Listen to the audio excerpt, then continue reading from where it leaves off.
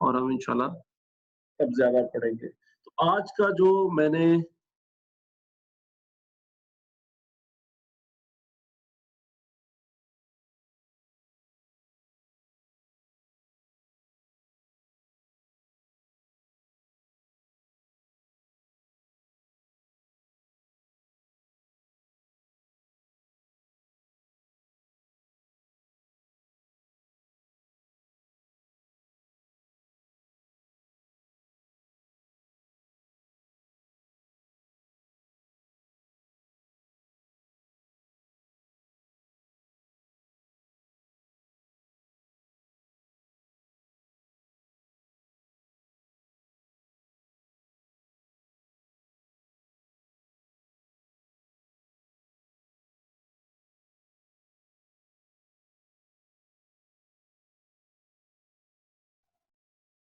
ओहो! सॉरी जी, मैंने सबसे पहले जी आप लोगों को मुबारकबाद दी थी। रमज़ान की मेरा ख़्याल है आप सबको पहुँच गई थी। तो इंशाल्लाह ताला हम लोग कोशिश करेंगे कि आहिस्ता-आहिस्ता रमज़ान में अपना स्टैमिना भी बनाएँ। अभी मुझे पता है आप लोगों का दिल नहीं कर रहा, मेरा भी वैसे कम कर रहा है, लेकिन चलें, हम लोग इंशाल्लाह ताला अपना स्टैमिना बनाएँगे। तो रमज़ान मुबारक first of all to everyone, और दुआ कीजिएगा मेरे लिए भी, फैमिली के लिए भी मेरी, और अल्लाह ताला आप सबको भी, आप सबके लिए भी आसानियाँ पैदा करे। अच्छा, तो मैं बात कर रहा था कि हमने आज एक ही सेशन पढ़ेंगे। आज थोड़ा स्टैमिना बनाएँगे हम लोग जी, बढ़ाएँगे अपना। तो आज एक सेशन पढ़ेंगे और उसके लिए हम लोग आपके सामने स्लाइड पे एक मॉडल लिखा आ रहा है, ethical model which is Tucker's 5 model. आप लोग मीनवाइल अपनी ना अटेंडेंस मार्क कर लें प्लीज़ बेटा। अपनी-अपनी अटेंडेंस मार्क करनी शुरू करें। आज हमने पढ़ना है जी टकर्स 5 question model of ethics and continuing the different ethical decision models जो आपके सामने आ रहे हैं। हमने 2 पढ़ लिए थे, पिएजेट थ्योरी पढ़ी थी और Kohlberg's level of moral development पढ़े थे। तो तीसरा हमने जो आज पढ़ना है दैट इज़ टकर्स 5 मॉडल, आपके सामने लिखा आ रहा है। तो ये मॉडल्स सबसे मशहूर मॉडल है। वैसे तो और भी बहुत से मॉडल्स आपको मिल जाएँगे, लेकिन ये सबसे ज़्यादा मशहूर हैं और सबसे ज़्यादा यूज़ होने वाले मॉडल्स हैं। तो अगर आप किसी मसले में फँस जाएँ, एथिकल डायलेमा में फँस जाएँ, या एक डिसीजन मेकिंग करनी है आपने and you want to know that is it ethical और नॉट, तो उसके लिए भाई आप लोगों को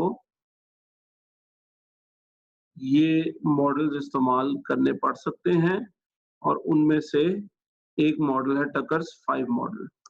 अच्छा, टकर्स 5 मॉडल अभी तक के जितने भी मॉडल्स हमने पढ़े उनमें थोड़ा-सा ना ज़्यादा प्रैक्टिकल है। प्रैक्टिकल इन द सेंस कि this is more business oriented, और ये बिज़नेस में काफ़ी ईज़िली अप्लाई किया जा सकता है। बाकी ज़रा मॉडल्स जनरलाइज़्ड थे। अभी हम लोग खैर इतने पढ़े भी नहीं, लेकिन जो 1-2 पढ़े वो जनरलाइज़्ड थे। वो आपको ओवरऑल एथिकल डिसीजन में हेल्प आउट कर सकते हैं, but this one is more specific. आपको बिज़नेस में अगर अप्लाई करना है कोई model, ethical decision making model, तो द नंबर 1 मॉडल जो हम पढ़ने जा रहे हैं दैट इज़ टकर्स 5 मॉडल। तो टकर्स 5 मॉडल के बारे में ये बताता चलूं कि 5 सवालात टकर साहब ने सजेस्ट किए थे कि अगर आप किसी सिचुएशन में फंस जाएं, किसी एथिकल डायलेमा में फंस जाएं, तो आप अपने आप से 5 सवालात पूछेंगे, और वो सवालात के जवाब जानने के बाद आप फैसला करें, उनके जवाबात जानें और फिर फैसला करें कि आप जो डिसीजन करने जा रहे हैं वो एथिकल है या नहीं। And according to Tucker the 5 questions are, number 1, is it profitable? भाई बिजनेस के लिए प्रॉफिटेबल होना बहुत जरूरी है, ठीक है? और अगर वो प्रॉफिटेबल नहीं है तो दिस माइट बी अनएथिकल। अब ये बात आपको क्यों अजीब लग रही है? हम तो समझते हैं प्रॉफिट बुरी चीज है, तो भाई प्रॉफिट बुरी चीज नहीं है। पहली बात ये, why is it unethical to make an unprofitable decision? Because number 1, the businesses exist for profit, and secondly इस प्रॉफिट के साथ एक बहुत बड़ा स्टेक होल्डर एसोसिएटेड है, which is the shareholder. तो शेयर होल्डर्स आपके उनको प्रॉफिट चाहिए, तो अगर आप कोई ऐसा डिसीजन करते हैं जो प्रॉफिटेबल नहीं है, तो बेटा ये उनके पॉइंट ऑफ व्यू से हम अनएथिकल बात कर रहे हैं। हमें शेयर होल्डर्स का भी सोचना है। ऐसा नहीं कि हम सारा कुछ ही फी सबिलिल्लाह करते रहे और उसके बाद हम कहेंगे हमने तो आखिरत कमाई है, आखिरत के साथ-साथ थोड़ी-सी दुनिया भी हमें कमानी है, which means that share holders के बारे में भी थोड़ा-सा सोचना चाहिए हमें। Number 1 is it profitable? अगर प्रॉफिटेबल नहीं है, तो शायद ये एथिकल नहीं है। चलें जी, वन्स आपने ये क्वेश्चन टिक कर दिया, which means this is profitable, आप आ जाए सेकंड क्वेश्चन पे व्हिच इज़ इट लीगल? बेशक चीज प्रॉफिटेबल है, लेकिन क्या उस मुल्क का रूल या लॉ या रेगुलेशन हमें ये काम करना अलाउ करता है या नहीं? Second criteria for an ethical decision is legal, and this is quite common sense कि वो something that is illegal is also unethical. ठीक है? अगर हम बात करें तो पहली 4 स्टेजेस जो है मोरल डेवलपमेंट की, उसमें तो हम यही समझते हैं कि what is legal is ethical.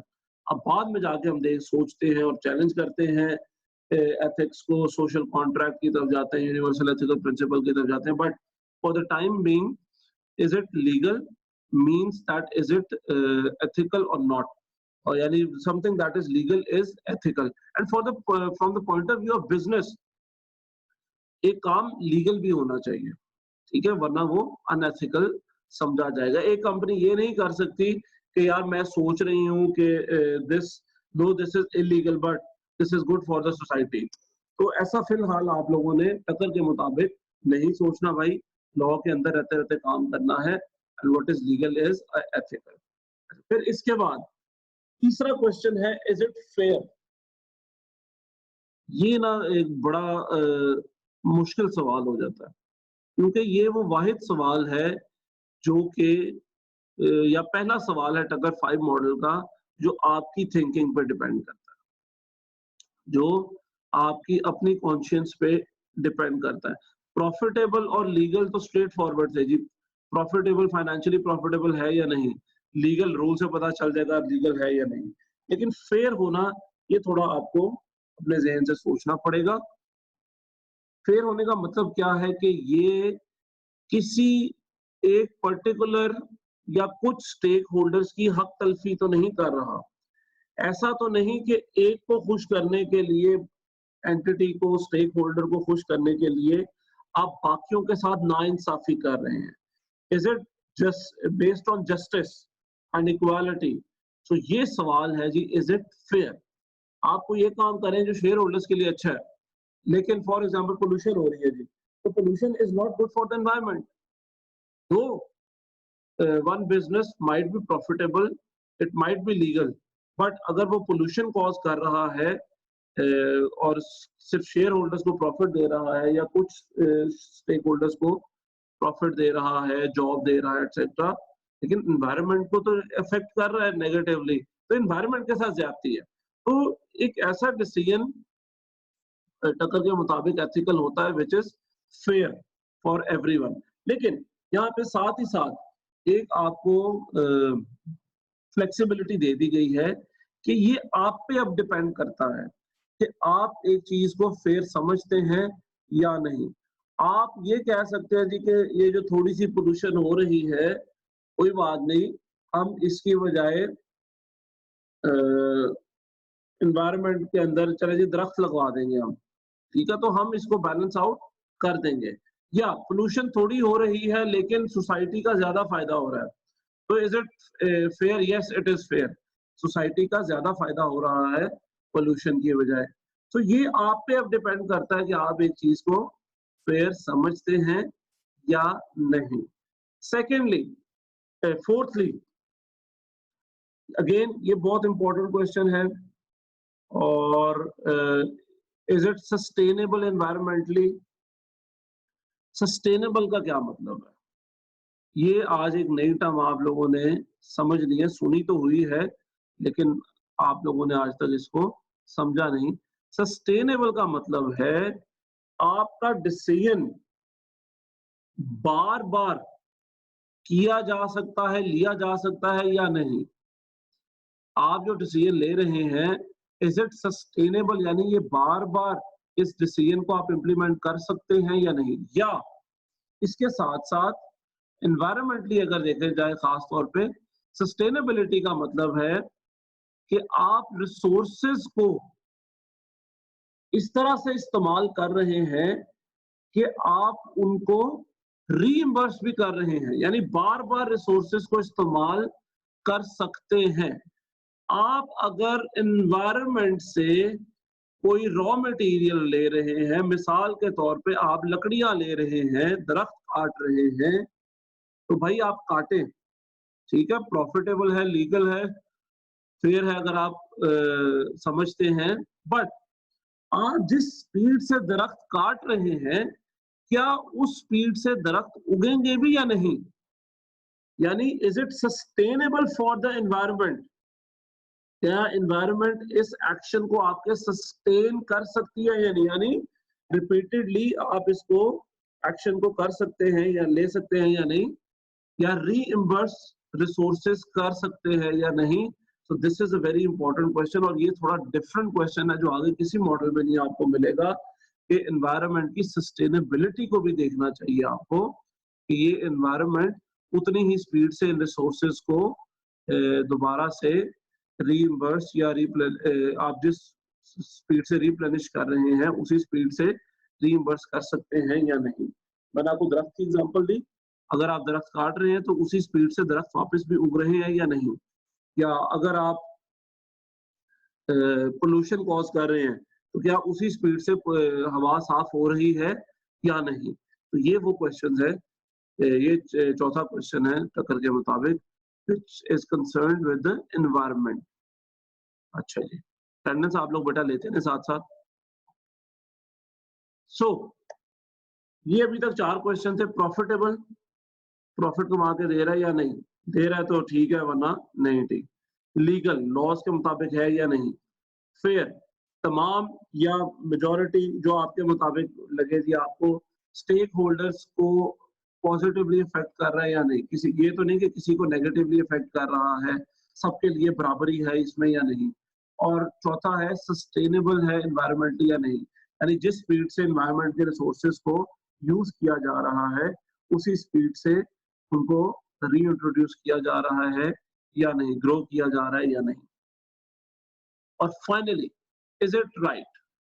Based on these 4 questions अब आपने फैसला करना है कि ये सही है या नहीं। अब इसमें आपने सारे ये ऊपर के चारों क्वेश्चंस को रिविजिट करना है, उनका जवाब लेना है यस में, और हो सकता है कि किसी एक आधे का जवाब नो में हो या पार्शियली यस में हो। तो 5वें क्वेश्चन में इज इट राइट में आपने डिसाइड करना है कि what is the answer of the above 4 questions, और अगर किसी का आंसर नो है तो इज इट एक्सेप्टेबल और नॉट? नो के साथ भी हो सकता है कि ये एक्सेप्टेबल हो, बट यहाँ पे आपने फैसला करना है ऊपर वाले 4 क्वेश्चन के बेसिस में कि अब ये हमारा डिसीजन एथिकल है या नहीं है। तो यहाँ पे आपने बहुत ज्यादा सोचना है। हो सकता है कोई एक आंसर नेगेटिव में भी हो, but still you have to think क्या ये फिर भी सही है या नहीं। एक रूल ऑफ थंब है, अगर आप बहुत ज्यादा एथिकल होना चाह रहे हैं, रूल ऑफ थंब ये है कि 5 का जवाब यस होना चाहिए, और रूल ऑफ थंब ये है कि एक का जवाब भी नो है तो ये एथिकल डिसीजन नहीं है। बट ऐसा कोई टकर ने नहीं कहा, ये तो एक रूल ऑफ थंब बनाया हुआ है दुनिया ने। टकर के मुताबिक जो 5वां क्वेश्चन है उसमें आपने ऊपर वाले 4 को रिविजिट करना है। अच्छा जी सर, सवाल 4 वाला बिजनेस कॉन्टेक्स्ट में एग्जांपल बता दें। सस्टेनेबल की बात करें बेटा,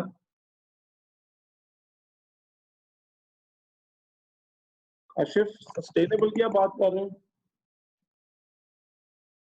हाँ बेटा, उसको मैंने बताया ना कि आपका फॉर एग्जांपल आपका पेपर का बिजनेस है, ठीक है, और आपका पेपर का बिजनेस है फॉर एग्जांपल, तो आप लोग दरख्त काटते हैं उसके लिए, पेपर बनाने के लिए, तो जिस स्पीड से आप दरख्त काट रहे हैं क्या उसी स्पीड से एनवायरनमेंट में वो दरख्त दोबारा आ भी रहे हैं या नहीं, आप करें या कोई और करे, तो आपने ये चीज देखनी है कि ये ना हो कि आप इतने दरख्त काट लें कि दरख्त खत्म ही हो जाए एक टाइम में एनवायरनमेंट से, एनवायरनमेंट उस आपकी इस बिजनेस को सस्टेन ही ना कर सके, यानी लॉन्ग टर्म के लिए उसको ना बर्दाश्त कर सके। सस्टेनेबिलिटी का मतलब मैंने आपको बताया कि रिसोर्सेज को उस स्पीड से इस्तेमाल करना चाहिए जिस स्पीड से उनको री इंट्रोड्यूस किया जाए, इसको कहते हैं सस्टेनेबिलिटी। इसका मैं एक एग्जांपल आपके साथ शेयर कर रहा हूं।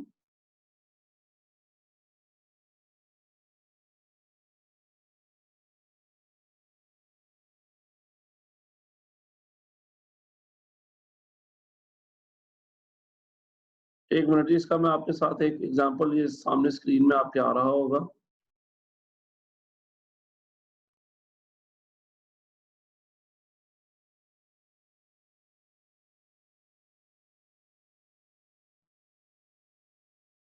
ये देखिए जी, आ रहा है आपके सामने स्क्रीन में, मैं पढ़ने लगूं, मुझे बता दे कोई।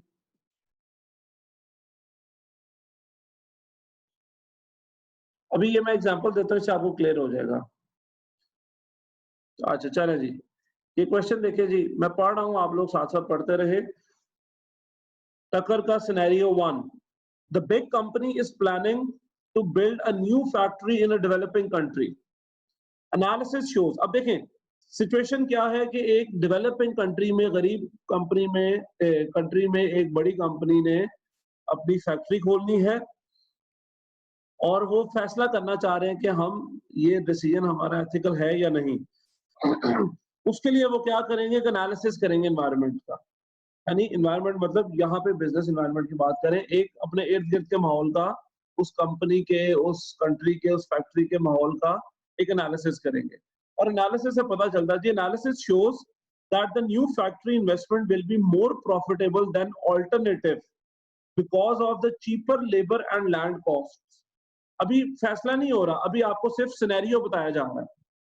The government of the developing country has helped the company with its legal compliance, which is now fully complete.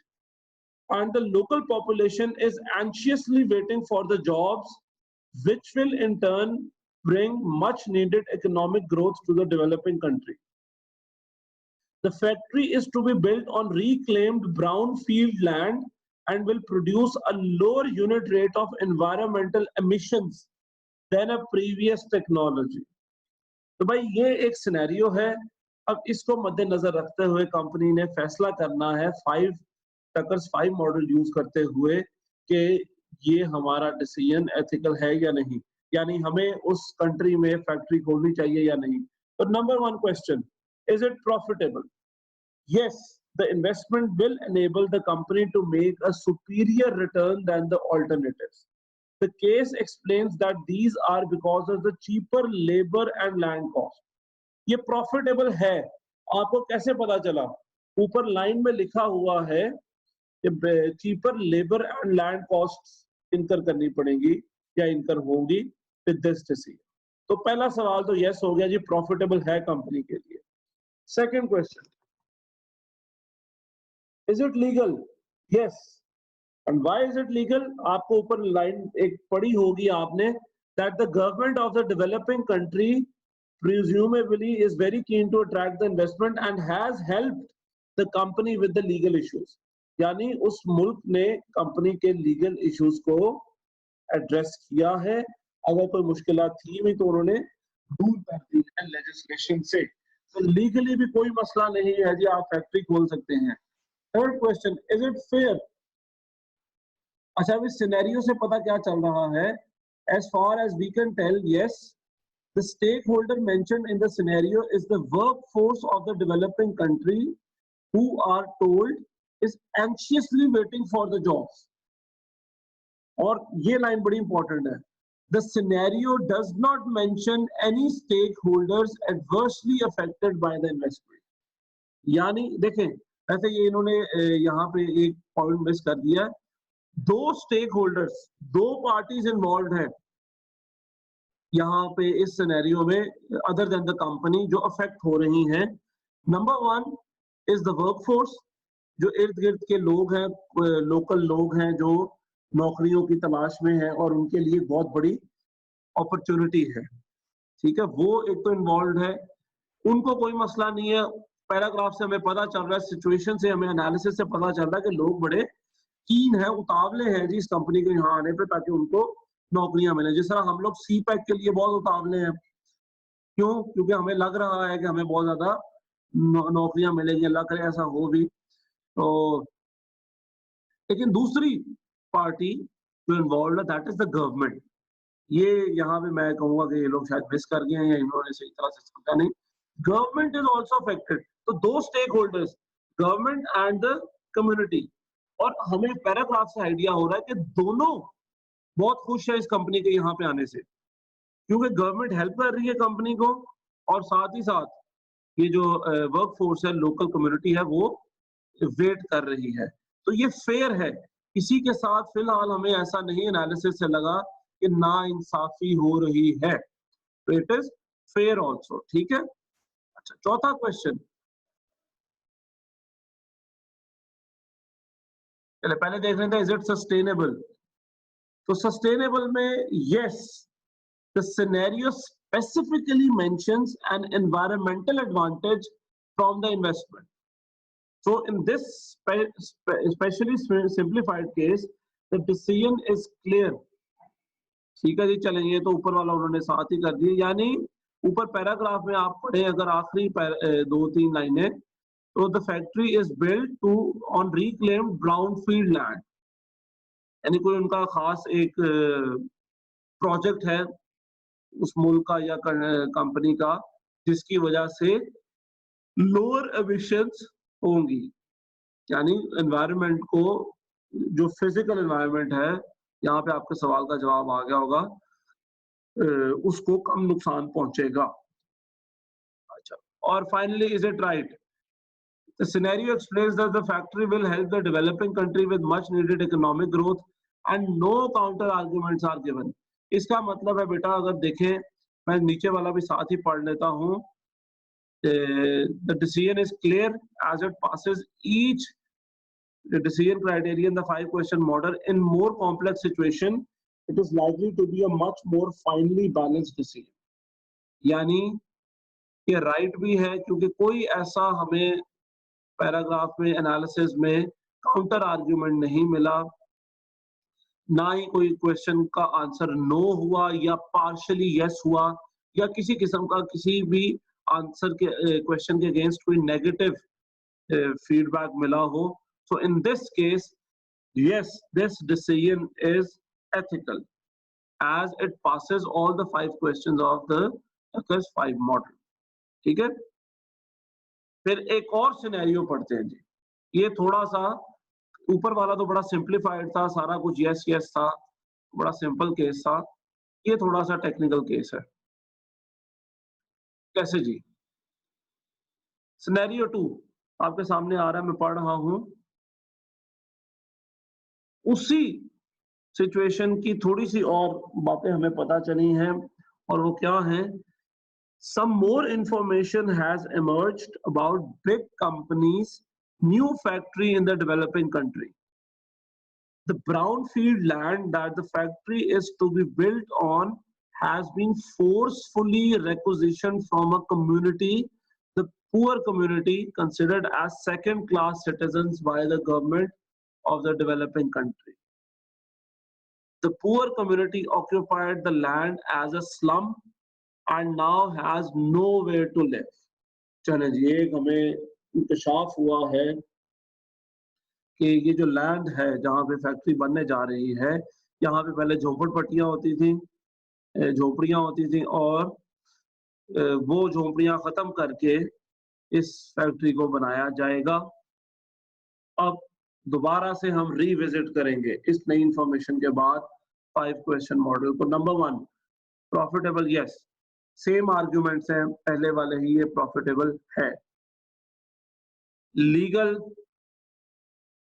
अच्छा, it appears that the government of the developing country has no effective laws to prevent the forced displacement of the poor community and may be complicit in the forced removal. ये counter argument आ गया जी, पहला counter argument आ गया कि government के पास कोई structure नहीं है, legal framework नहीं है कि वो उन झोपड़ियों के वासियों को कोई ऑल्टरनेट दे सके। द पुअर कम्युनिटी में भी अच्छा, while the investment may not be technically illegal, कोई बात, अब एक तरफ से तो लीगल है क्योंकि गवर्नमेंट आपको हेल्प कर रही है, but it appears that the legal structures in the host country are not particularly robust and are capable of what amounts to the oppression of the poor community.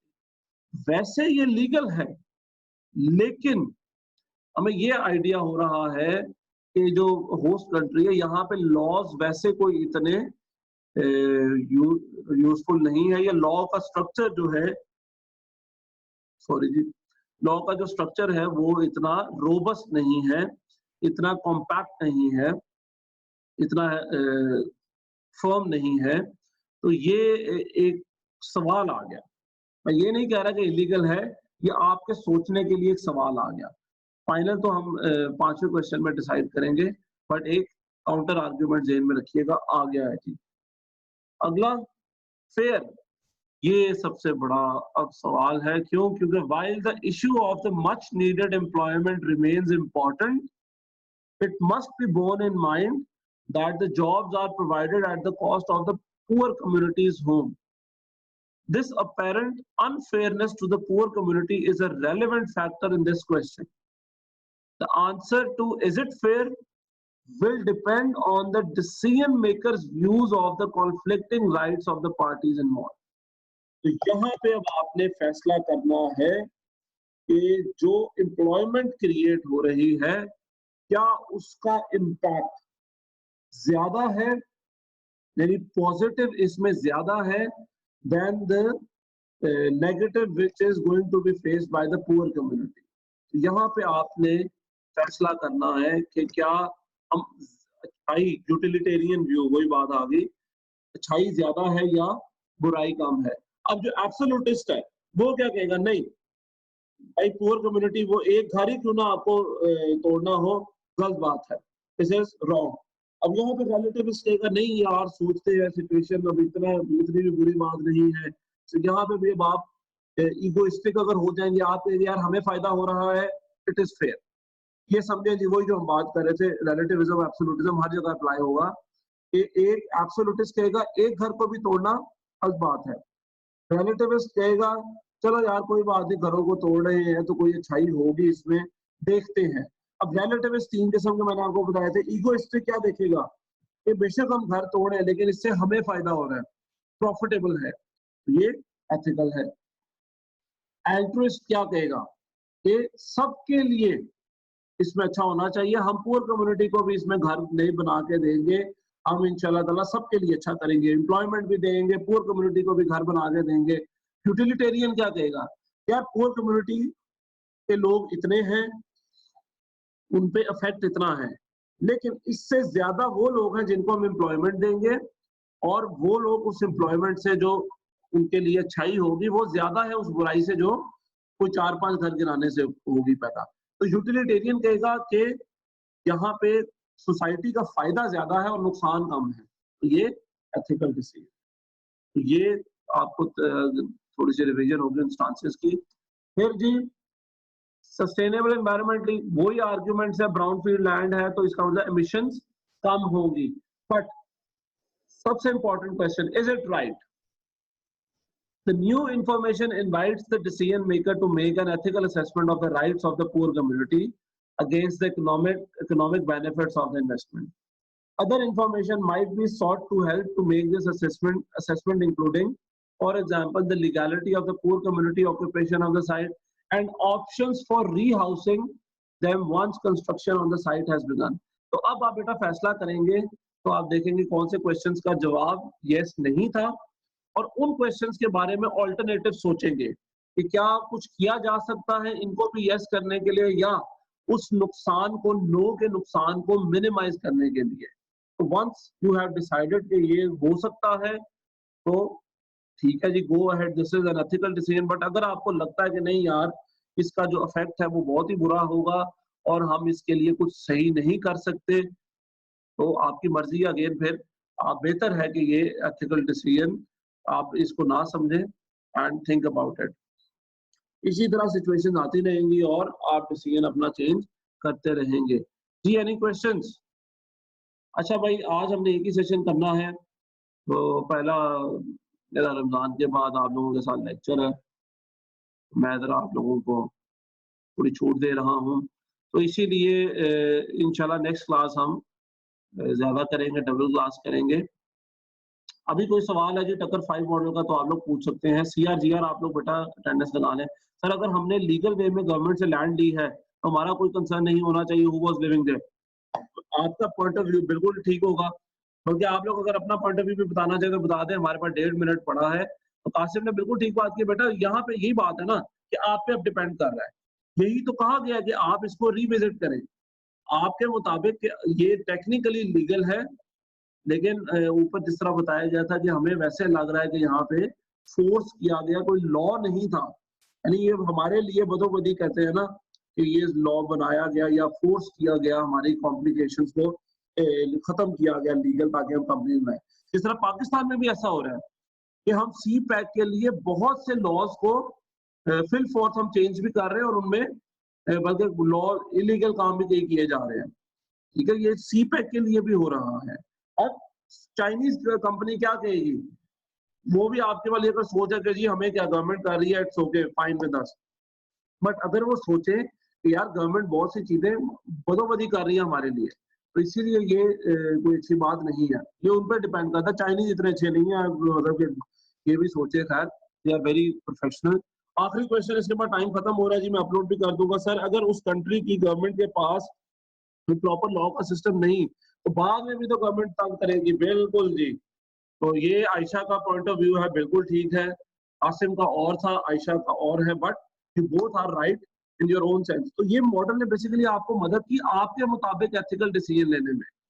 ठीक है, अगर आप फंस गए सिचुएशन में, इसमें ये मतलब नहीं कि डिसीजन सबका सेम होना चाहिए। नो, डिसीजन चेंज भी हो सकता है, बट आपको मदद की गई ये समझने में कि हमारे आपके भी मुताबिक ये एथिकल है या नहीं है। तो सर, लेकिन अपनी पब्लिक से रिलेटेड सोचना, तो भाई वो हमारी गवर्नमेंट का है, अगली कंपनी का काम